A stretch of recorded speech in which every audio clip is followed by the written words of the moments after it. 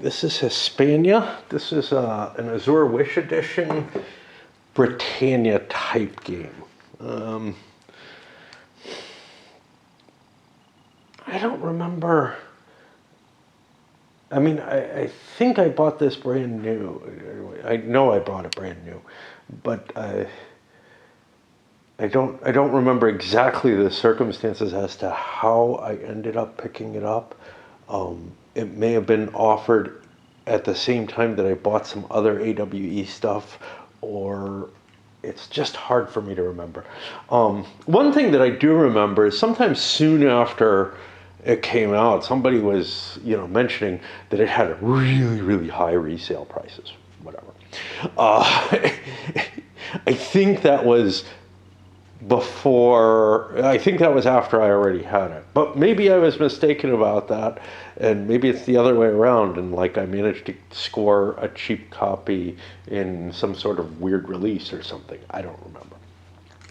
Anyway, where it sits in the nature of the Brittania games, I've already covered, I think, all of the other Brittania games that I'm aware of, and or at least have. I've tried to grab them all that I could for some perverse reason. And it's kind of interesting because to me, the Brittania style games are a sort of kind of comfort food in gaming. But I don't respect them all that much. And I'm not sure that I enjoy them all that much, but I play them a lot because they're generally pretty easy to play. Well, this one came out before Italia did, and Italia is somewhat based on this, but reining this in a little bit. But this was really kind of out there in terms of putting a lot more detail into a Brittania game than I would say really belongs in a Brittania style game.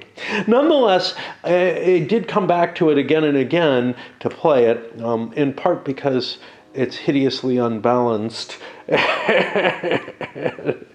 And when I see a game, that I take some enjoyment in the play, but there's something really, really wrong with the balancing, I feel like I'm probably doing something wrong and need to keep replaying it.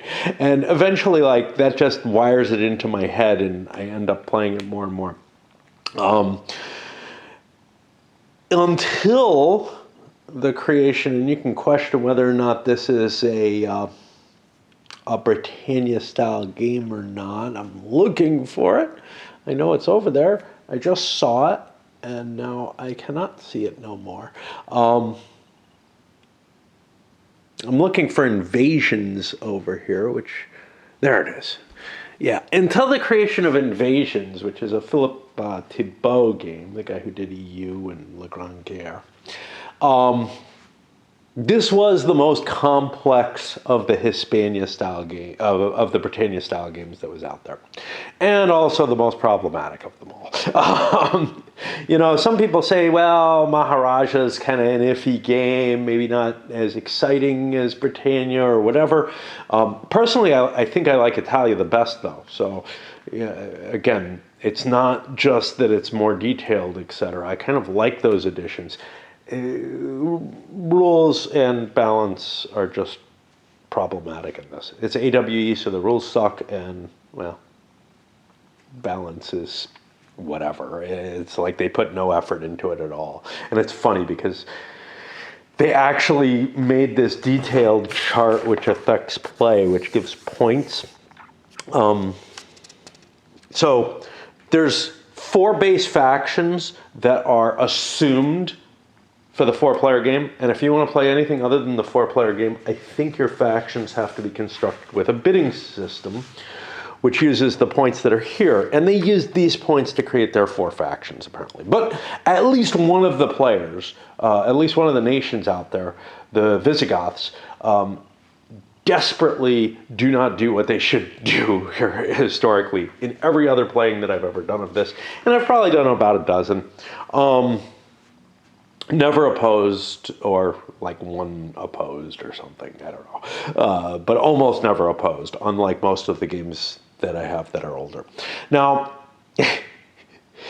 Invasions kind of blew this away in terms of complexity, and whether or not it even deserves to be considered a Britannia game is kind of hard to tell. But you got your little cards in it that give victory points for different things. They're even more complex, etc.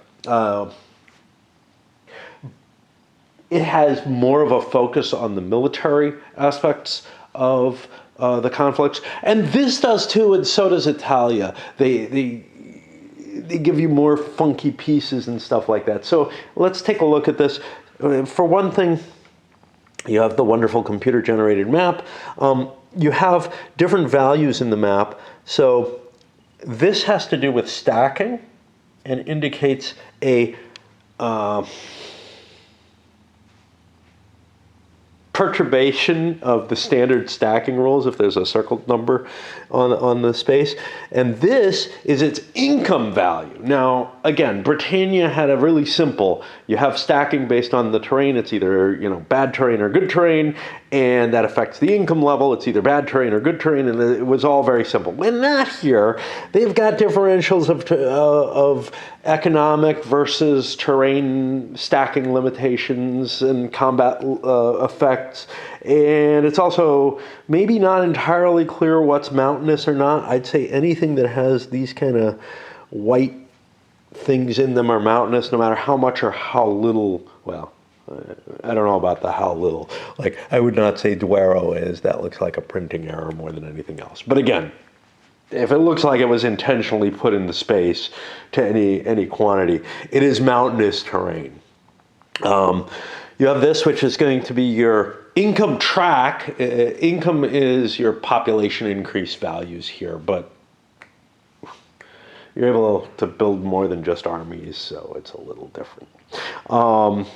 Standard turn record track, not as useful as most of the Britannia games. It doesn't give you enough space. It doesn't tell you who's coming in or anything like that.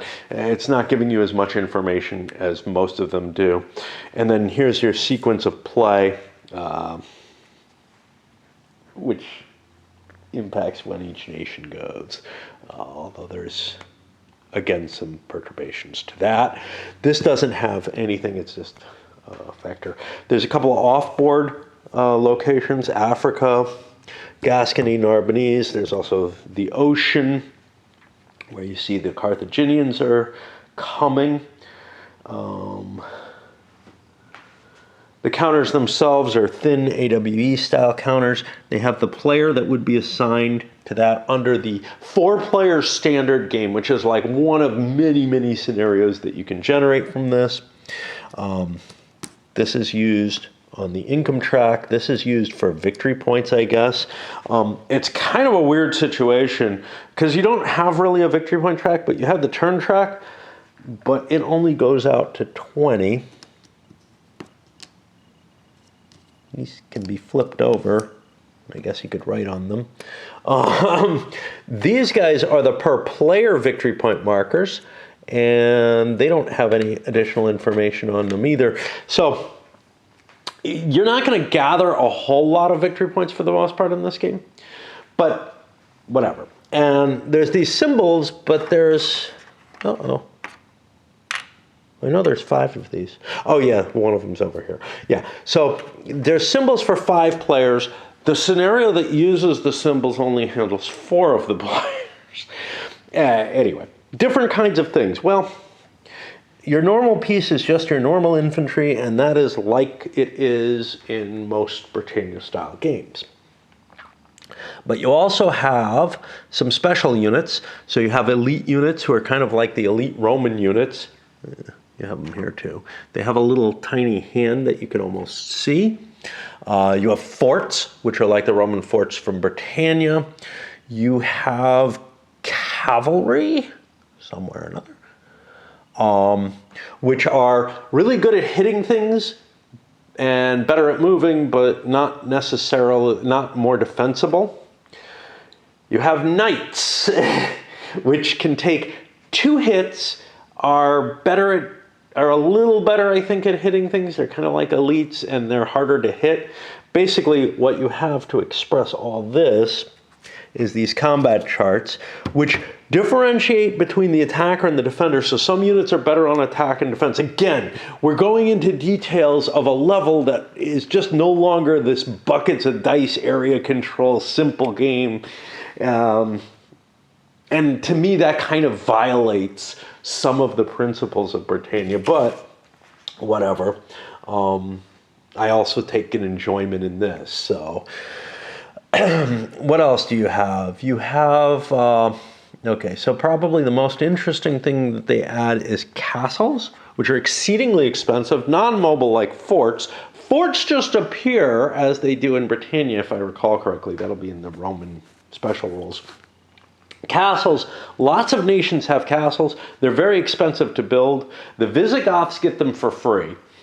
They just get a bunch of castles. But for everyone else, they have to pay about twice what a regular unit costs. And there's a limited number of them, but they take 3 hits.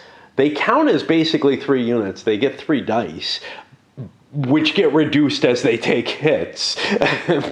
But they completely rebuild between combats. So not between rounds of a single combat, but between different combats. And let's see, if you destroy somebody's, they don't count for stacking. They have effects on the units. Units are assumed to be hiding in the castle if an enemy comes. So for overrun rules, they change the rules for overrun and stuff like that. But sort of the coolest thing about them is on the back side of the castle, here's a neutral castle. There's a wrecked version of the castle. When a castle is destroyed, it gets flipped over and it becomes a ruin. Okay, that kind of makes sense. You can expend one of your units once you capture the area, if you have castles, to take that castle over, and now you have a castle that you got more cheaply. Somebody else invested in all the expensive, clearing the ground, putting the rubble, and leaving rubble for you to build a new castle with or whatever. I don't know. I really don't know that rebuilding a demolished castle is particularly cheaper, but it does represent sort of the capturing a castle and garrisoning it type of feel, rather in a different sort of way. But the garrisons, of course, are not going to be anywhere near the size of whatever these are, which again seems more military than population, but not to the degree that they are in invasions. In invasions, a lot of the units seem to just be purely military units, not... and I don't know, that kind of complexity starts to bend the concept of Brittania, which is sort of this idea of masses of people who have military capabilities associated with them. Okay. What else? So I don't know if I'm going to use these or not. I don't think I ever have. Basically, they're a pile of random event chits. And you get a couple of these several times throughout the game that are kind of hold and play type chits for the most part that allow you to gain an advantage at some time. I do think they add something to the game, but they've got some problems with them. First of all, they're written in French. I see something like retreat, and I got an idea what that means. No idea. And so I feel like the lookup aspect of those it makes them kind of too expensive, and I have trouble remembering things with them. They're an optional rule, a lot of chits for an optional rule, but again, I haven't played with that. All right. I guess we'll start digging into the rules shortly, but I need to break for a bit. Let's start with the going through the rules. I didn't mention one of the components. Each nation, like in most of the Brittanian games, has what normally is kind of a stock card. Here, it's a photocopy. Unfortunately, they're double printed in a way that the cutting didn't always work perfectly. We may see some issues with that. There's a backup version of it and whatever, but you can't just cut it. So what you really, If you want to have it perfect, you have to keep it in the booklet form. But most of them cut just fine. So, the Visigoths may be one of the problematic ones. Seem to remember. Yeah, so we got Visigoths and Castile both on the same sheet because of the way it was printed. They didn't quite align, so you couldn't cut it, and you have to have both nations on one sheet of paper, just because the paper that they do the printing on. I don't know what the hell, this is an Azure Wish thing. I always assumed, hey, it's heavily language dependent. They probably created a cheap photocopy solution for the English language translation of stuff. Rulebook, everything else is always this kind of cheap paper version. My understanding is that the French version is just as crappy for most of their games, well, for all of their games, in terms of, not going with things like cardstock and stuff, just going with what looks like photocopy printings. Laser printing, but I mean out of the home as opposed to properly typeset, etc. So they go over the different things. Okay, distribution of players. So the simplest way to do this is there's 4 players and they have the nations with the proper symbols. They don't tell you, though, that this kind of doesn't work with all of the configurations of games, or maybe it does, maybe it doesn't. I don't know, because you might not have all these nations with the different size ones. Anyway, in order to play the full length of the period covered by the game, you must play the auction off variant, because the last couple turns are not supported in the balancing. Do not worry, I have played the 19-turn game a couple of times. The same problem that I point out about the Visigoths happens no matter what, and it is even more devastating if everybody doesn't know that the Visigoths definitely cannot make their points and are a problem. One of the problems with this, though, is the Visigoths in the 5-player game, there are 5 starting nations. The Visigoths are one of them. Strangely enough, I believe Castile is another, which is built out of the Visigoths. So 2 people are affected by the Visigoth failure in the 5-player game. In the 4-player game, the Visigoths could be up for bid, which means they could go for less points than normal, and you might not get stuck with them. I'm probably going to play the 5-player game, but whatever. The way the auction works is at the beginning of a given turn, when new nations come in, you auction them off one at a time, and each player can bid on them. You cannot bid less than 5 points under their expected number of points that they're going to get in the scenario that you're playing. And in the case of the Visigoths, I don't know how to find them. They're expected to get 51 in all scenarios. So 46 is the least you can get. Now, if they make 20 points, which I think is about, you can see here.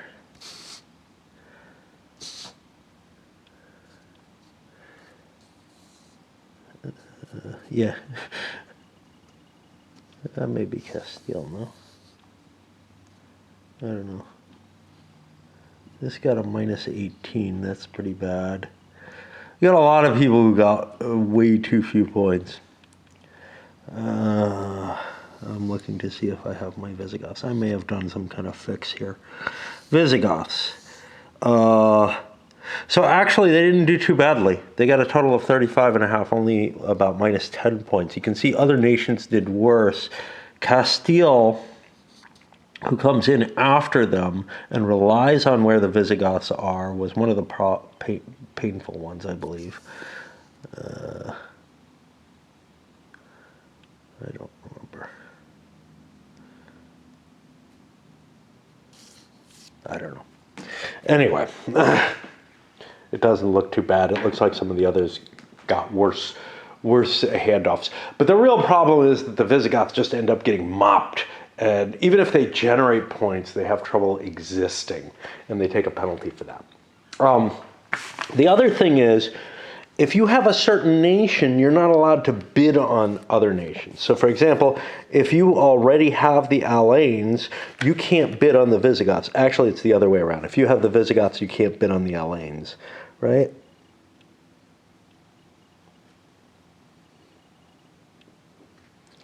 Well, it goes both ways. So you might be the Visigoth player. That's what the asterisk means here, which means you would not be allowed to be the Alains. Normally, the Alains would be bid for first because they come up earlier in the list, I think. I don't know. Yeah. And so if nobody was the Visigoth player, and that's 1 out of the 5, so there's a fair chance somebody might be, then you would bid on the Alains to avoid being the Visigoth. So the Alains might have an inflated value if the Visigoth player isn't in the game. Okay. Auctioning is handled, I believe, just sequentially. And the player, so the first player to bid rotates, if I recall correctly. So if you're the first player to bid on the first auction, you'll be the last player to bid on the second auction. And that we just keep track of who has the auction priority, and you go around the table with that. That can be highly variable, because if you're the first player to bid on something you can't have or that you don't want, you don't get any potential advantage out of it. And when I'm playing solo, I'm probably making my bidding choices with die rolls, and people are unlikely to bid more than the minimum that they have to bid. It happens sometimes, but just the way I do that, that inflects into that. I'm not too worried about that artifact. I'm more worried about, how this works out in an opposed game. If someone, if someone's got something they really want to be, they might put a bid to preempt other bids in. Now, the only really way to do that preemption is to bid exactly the amount that the other person is unwilling to go above, except there's psychological aspects to it. Okay, like I said, each player is associated with a certain country at the beginning of the game, and that's their major nation. They're assigned these at the beginning of the game, and they get them at minimal bid, which is 5 points less than the starting value. Otherwise, whatever you bid, you are expected to make with that country. And if you don't make it, you get negative victory points, and if you make it, you get positive victory points. So with the bidding version, you kind of have to know what the nations are likely to pull in. And basically, when the nation disappears, you get the amount of points that it produced minus your bid. Since these are expected number of points, you probably don't want to, assuming they were correct, you probably don't want to bid the amount that they are. Circumstances can help change things, however. Okay. You have to control a minimum number of nations within the course of a game. But also, no player can control more than 6 nations in the shorter variants or 8 in the longer. We'll be playing a longer. What this means is, if you get a good score off a nation, you can't be like, well, I'll just sit on that. It may happen that only one player is left to bid for a nation because the other players control rivaling factions. In this case, there's no auction. That a player immediately controls it at a bid of the minimum value of it, giving them a good chance. If you've already played if you've already played too many nations, and you're forced as the only person who can take that nation, you get it at its base bid plus 5. So you're not like we're not in an impossible situation in that case. What happens if you fail to play your minimum number of nations? I don't know. You can't win. You lose the game, whatever. I mean, I have no idea. You must try, which means I have seen cases where there's a couple of players who are short on their number of nations, and there's like one nation left that either of them can get because of other restrictions, and they basically have to bid infinite.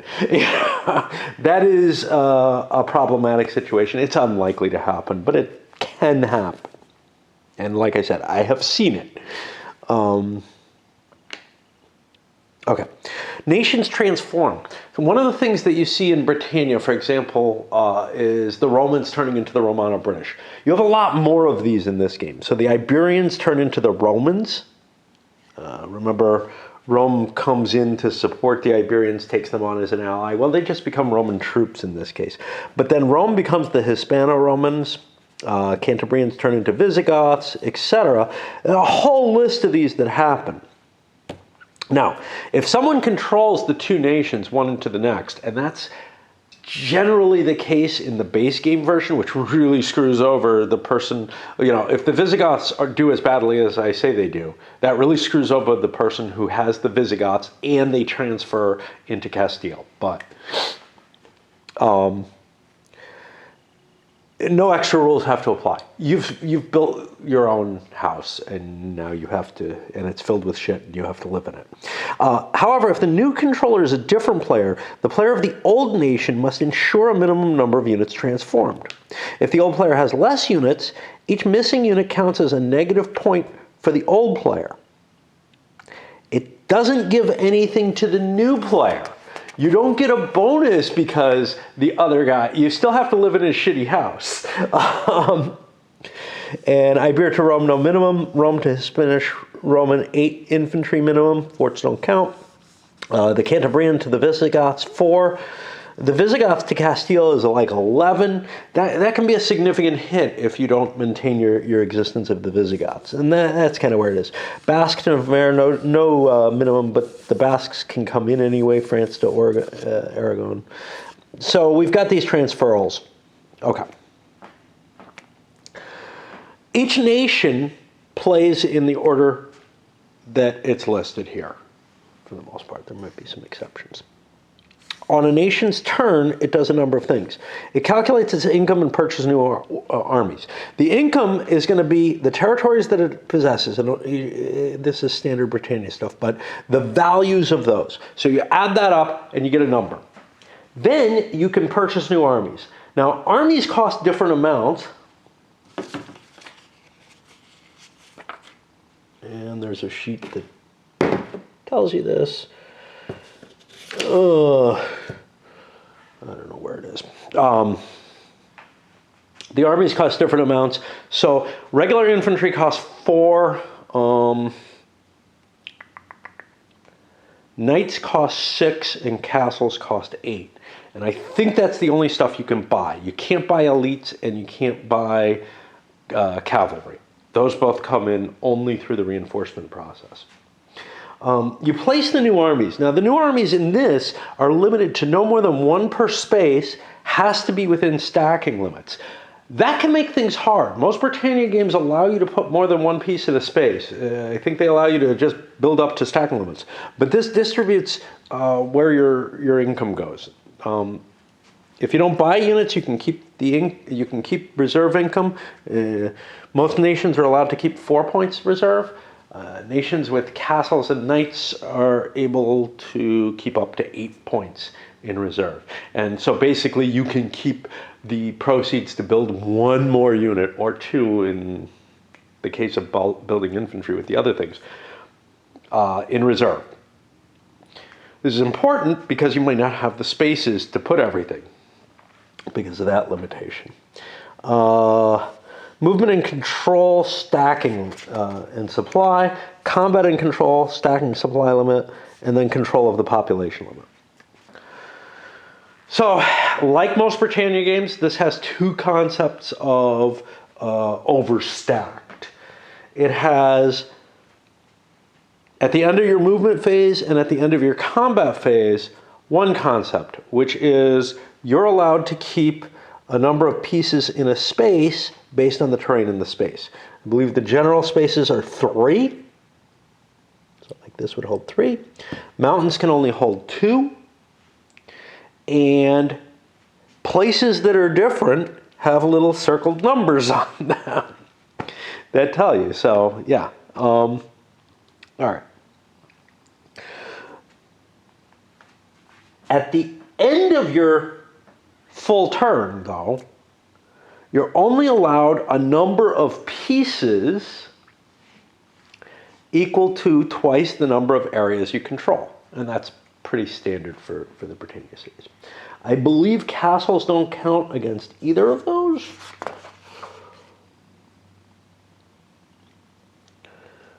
Okay. Stacking limits have certain modifications to it, though.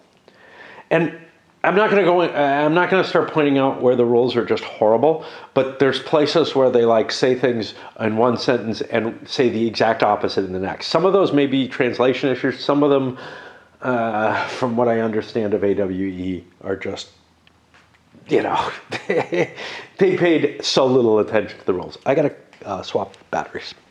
So going to that weird rules thing, one of the places where it is, I remember, is when you're placing new units, you're allowed to place 1 unit over the normal stacking limitations.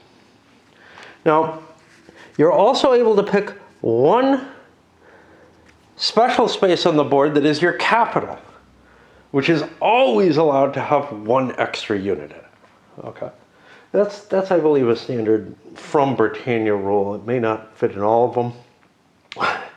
In combat, you're also allowed to exceed, just like in placement, the stacking limitations by 1. And again, the way these are worded, it's like, it sounds like they're just a contradictory mess, but this seems to be the only meaningful way that you can take things out. Oh, something I didn't mention. We got ports here.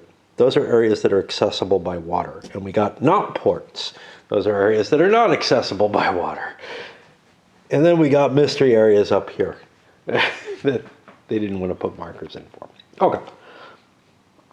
I think that's fine. They're definitely not ports. Okay.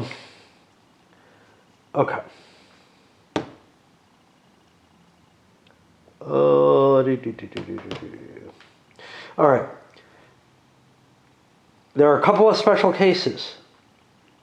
For combat, if a leader is with a stack and or the attacker has a major invasion, you're allowed 2 extra units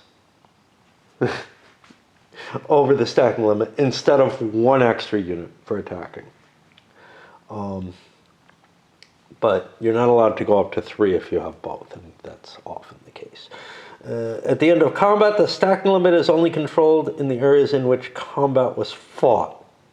After combat, only units of 1 nation remain in an area. Retreating allows you to do this kind of temporary overstack. There's some places where you have to take a fine-tooth comb through these rules and figure out what the hell they're talking about.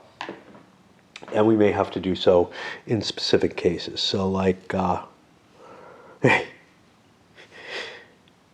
can only retreat into areas which the stacking limit is not exceeded, even if that exceeds the stacking limit. I mean, this is the kind of wording that they use. I told you I'm not going to look for them all. And it's just all over the rulebook, especially in the stacking rules. It's really badly done, but it's not the only place. It is all over the rulebook.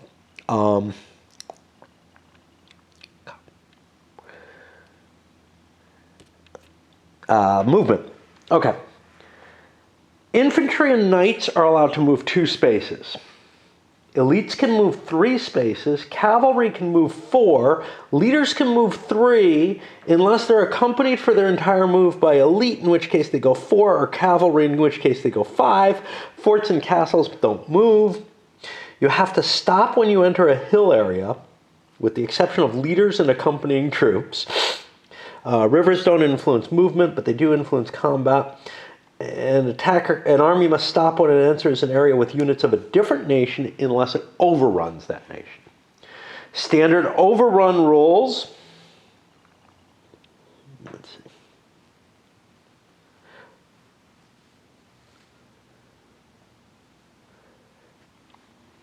Okay. A leader in general adds one. I'll go to the overrun in a bit. A leader in general adds 1 to the movement rate of the units he's with. So a normal unit, a leader can move 3 areas when alone. And again, this isn't well expressed, but he can also move 3 if he moves the entire time with regular infantry. But if he's with elites, which have that additional movement already, he applies that to himself too. Why they didn't just say leaders can move 5, and if they carry somebody with them, well, there's reasons. You have to carry them with you the entire place. You can't drop things off, if I recall. Okay, massing areas, there's these things which are massing areas. They have infinite stacking. Forces come in as reinforcements there, and then they move on to the board, and you pretty much have to bring everything on, and you can't retreat into them. There are some potential exceptions. The overrun. Okay, you have to move twice as many units into an attacked area than the defender has, and then you have overwhelmed them, and you can move other units through that space. However, if the defending force has a castle, the attacker only needs equal units to the defender to overrun them. Castle, not fort. Straits.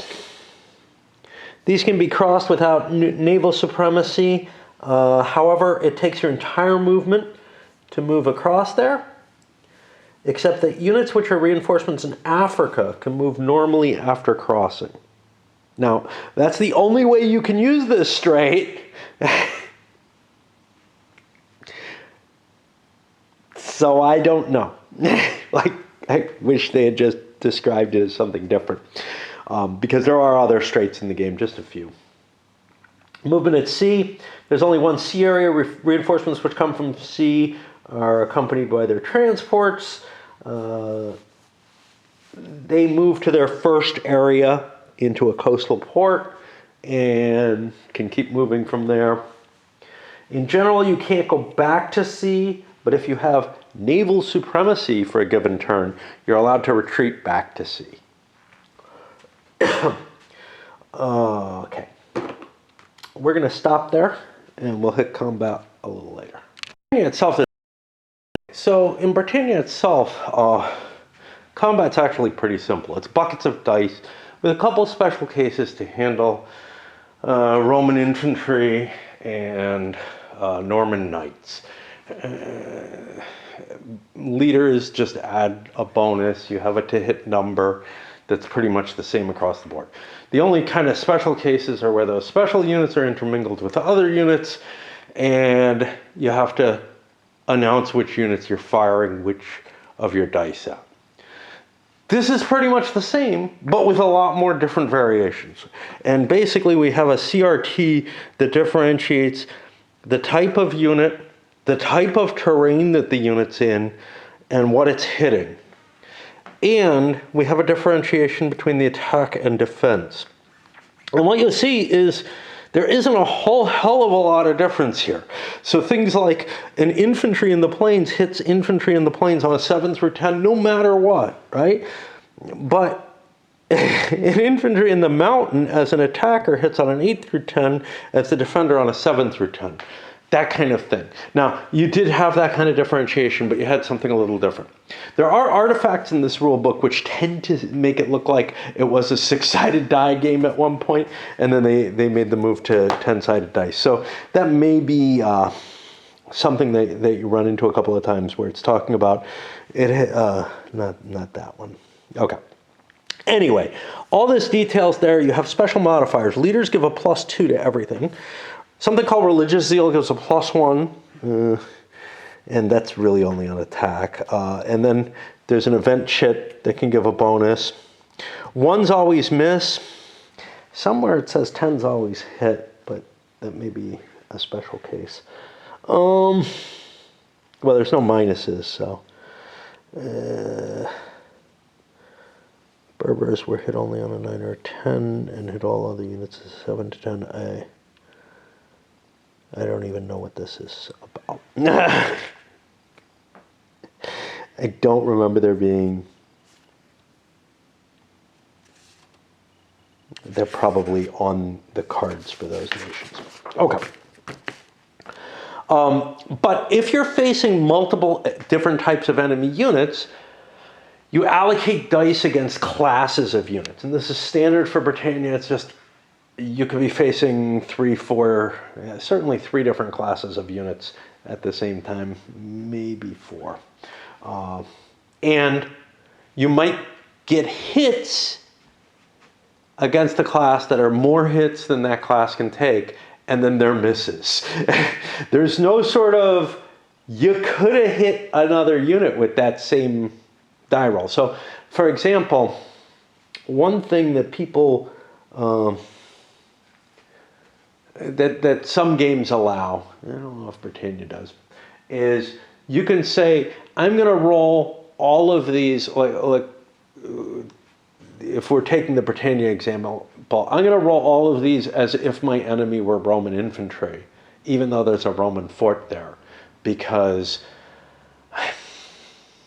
I hit the infantry first, and then if there's any left over, I hit the fort. Instead, you have to actually allocate dice to the different classes, even if they're just easier to hit.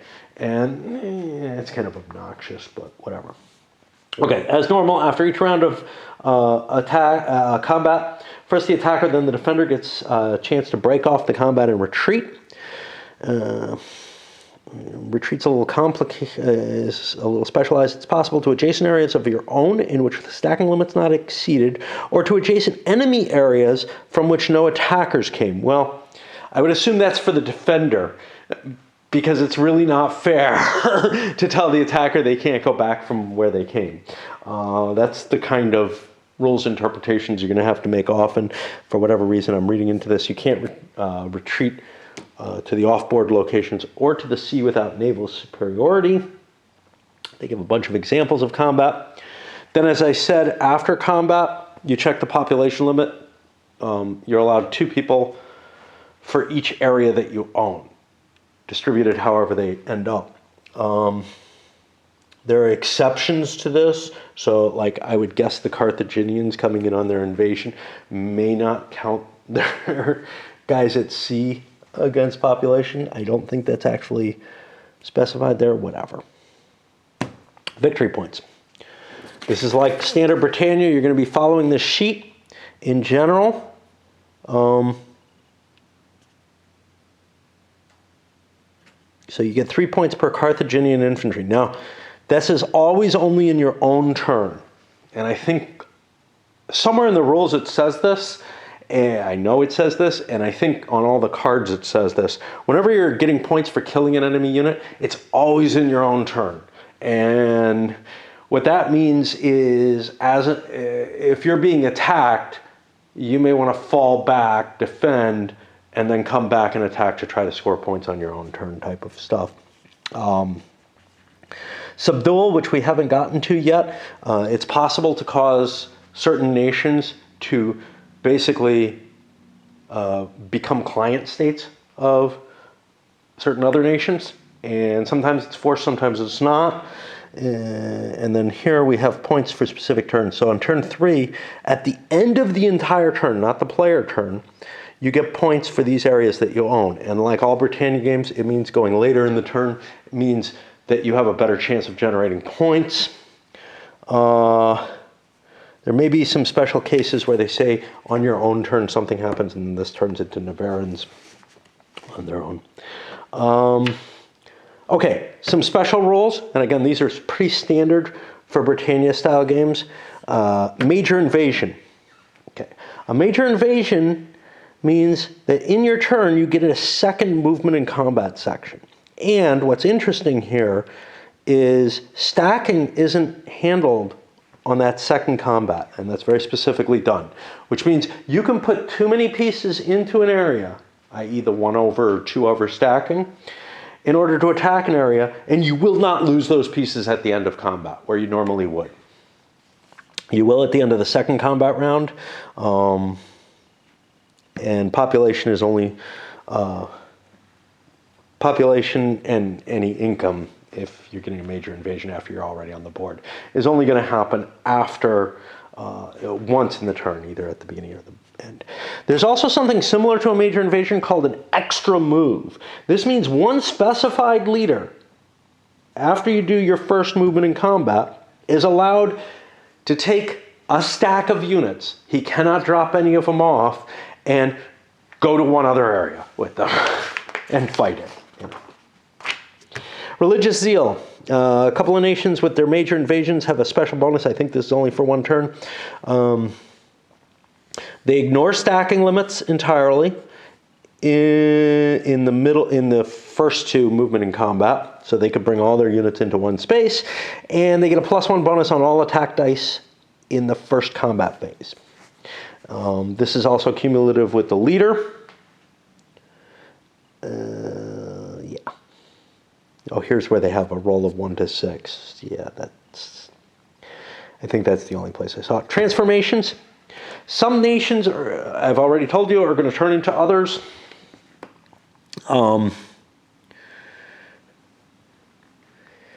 And let's see, how is this handled?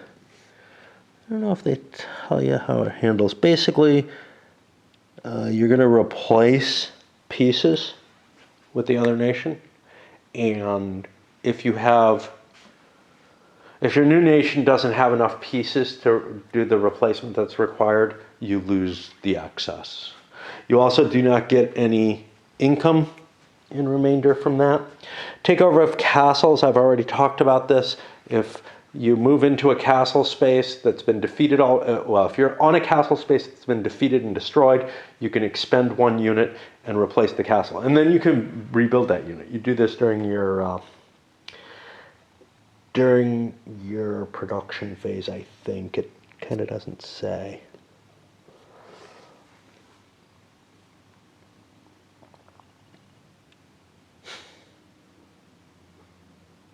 You may be able to do it anytime during your turn. It actually just doesn't say, which it makes sense to be able to do it anytime during your turn because you just attacked the castle, you captured it, you should get that defensive benefit. So I think that's how I worded it. Okay, subduels. In order to subdue a nation, it has to be eligible to be subdued, and it may be required to offer subdual under certain circumstances. It must be eligible and it must meet the circumstances. The circumstances are, let's take a look at the Basques, for example. They have one. May submit to Rome if 3 areas or less, must submit to Visigoth if 3 areas or less. Okay, the way that works is if they are currently at 3 or less areas and that enemy is attacking them, they may or must submit. A little different from Brittania, though, in this. You must survive 1 round of combat in a given combat before you are forced to or may submit, which is weird. Like, in Brittania, you had this kind of, hey, if the Basques were down to just a couple of areas and the Romans move in to them, the Basques would say, I submit, and then the Romans can immediately take advantage of that submission. When you're submitted to, in this game, unlike in Brittania, both sides are able to transit the other's territory. They can't stack together. They will not fight each other. And points. So, points is a little weird. The subjected nation only gets half of its population growth. It gives the other half, during its turn, it gets any fractions, to the,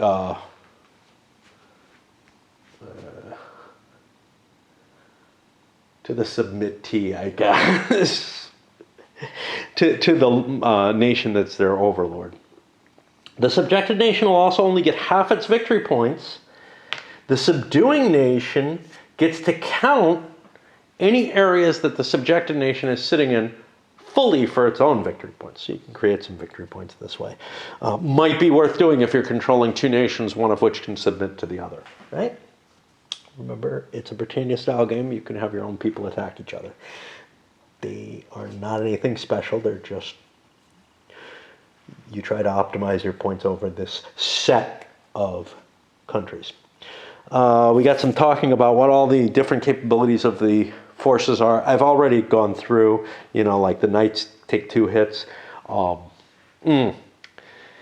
not allowed to retreat once they've taken 1 hit because they've lost their horses. So they're slower than infantry would be. Yeah, they're, in heavy armor and all that. Yeah, right. Castles take 3 hits. They get 3 dice for combat, though. And as they take hits, they lose dice. Leaders, we get the specials there. All right. There's some optional rules here. Alternative group selection. Auction off group if players thinks they are not better. Okay, so the idea behind this is to take the base group setting for a scenario and auction it off as a whole. This is a mechanism that Brittania players at tournaments are used to. And whatever. A little less interesting than auctioning off individual nations, a little easier to keep track of if you happen to have 4 players and are playing a scenario that you believe it's worth doing that for. Repetition of combat results. This allows each player to basically cancel a combat result once per game. It's a mulligan. There are chits in here that allow you to do the same thing. Probably not going to play with either of those. Well, definitely not going to play with either of those.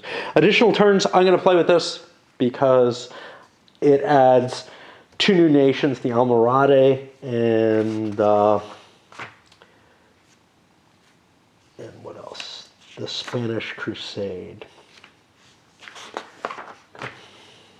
A couple of pieces I can't read, and I'm not sure what they are here. They look like they say Crusade on them, but they're the wrong color, and I'm holding them off to try to figure out what's up with them. Event chits, I've already talked about these. There's 27 random event chits. Each player gets 2 of them at the start of the game, and then 2 at the start of turns 4, 8, 12, and 16. You can hold as many as you like, and they give you certain advantages. Again, kind of a neat idea, but I don't think that they will add anything to my solo play. I'd be more likely to be playing with them, well, first of all, if they were cards rather than chits, but secondly, in an opposed game, and if, as long as everybody had a sheet with all the information on them, I wouldn't have a problem with using chits for these. I would probably still forget to use mine, but it's kind of interesting. Other options here. Barbarian Hispania. This changes victory points, causes more victory points for killing stuff off. We're not going to play with any of these. We're just going to play with the extra turn and the auctioning. And they say you should play with the auction off variant. I don't know what that means. The fact that it's in quotes doesn't really help me here. Do they mean auctions turned off or auction things off? I know what you're thinking. It's obviously auctioning things off. I don't feel that kind of surety when I'm reading these rules. I've always taken it that way, though, because it doesn't seem like auctioning should make any sense, but I'm not positive. Now, if we look, oh, here it is. Okay, it's written as auction off, so yeah, I'll accept it. Right, so this is the thing, yeah. Instead of selective bidding, sequential bidding, you write down secretly your bids at the beginning of the turn. So this is the variant they're talking about. I didn't know it had this specific name. I didn't think it did. If 2 players bid the same, the people is for the player, this is just translation, who played the less NPC levels of all his different peoples since the beginning of the game. I think they mean the NPV points, but maybe there was a role-playing game involved in this. Submission, this is another, we're not doing any of these. This is another one where because I hate hidden bidding when going solitaire. Sequential is fine. If any nation may submit to any other nation, the subdued people, yeah. So the idea here is you don't have to follow the submission restrictions within the game. With this, I could see it with the barbarian game. It's just sort of this crazy, wild thing that doesn't follow as much of the history. And then we have all the special rules for the nations repeated here. They're on these. I think they're all on those. Different scenarios here. One goes from 1 to 13. This is supposedly highly unbalanced, but they give additional victory points with it. And I assume that's to fix the unbalance, but I'm not sure. Second game runs from turn 4 to turn 15. Standard game runs from 4 to 19. The long game goes from 1 to 19, and then the extra long game goes from 1 to 21 and requires the optional rule to add the extra characters in. I think, yes. And you must have maximum distribution rules. Each game lists a minimum number of players for it. In most cases, that's 4. The first couple is 3, but you'd have to do auction.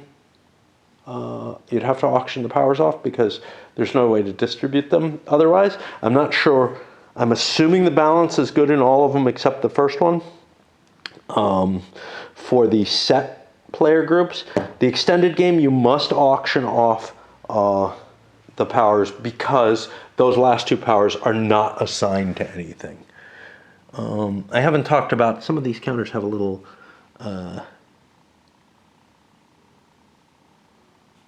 The shield means that I believe that they're knights. Just a reminder that they defend. The little Muslim crescent. There's a few things that allow that are specific to Muslim players. So, like the Crusaders have specific rules, and El Cid and whatnot have specific rules towards defeating Muslims. Some people get points or whatever for taking Muslim stuff, as opposed to internecine fighting. That's it. Rather than swap for another battery, we're going to get started fairly soon. Mixed feelings on this one. Again, just those feelings of a Brittania type game. They're comfort food, but I don't have a lot of respect for the series. I don't feel like it represents things historically in a very interesting sort of way.